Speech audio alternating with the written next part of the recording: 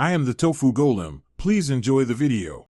You start by protecting your data and isolating causes. Backup photos, contacts, and settings to Google Drive or a USB.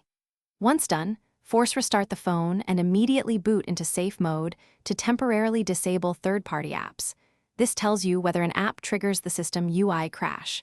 Make sure to note any apps installed or updated in the last 24-48 hours. If system UI behaves in safe mode, proceed to remove or update suspect apps. If not, continue to system-level fixes. Next, target corrupted caches and app conflicts. Go to Settings, Apps, Show System, find System UI and your launcher, then clear cache and if needed, clear data. This resets transient state without a full reset. Once done, update Google Play Services, Play Store, and any recently installed apps. Uninstall apps that match the crash timeframe. Also verify storage. Make sure you have about 10% free, because low space can make system UI unstable. If crashes persist, prepare for a deeper reset. When nothing else works, perform a controlled factory reset. Verify your backup, then use Settings System Reset options, erase all data. This removes system-level corruption.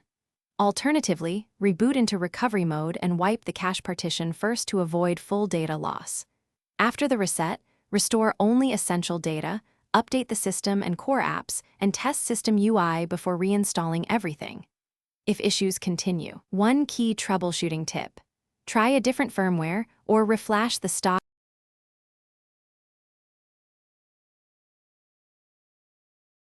Thanks for watching. Consider subscribing if we helped you today.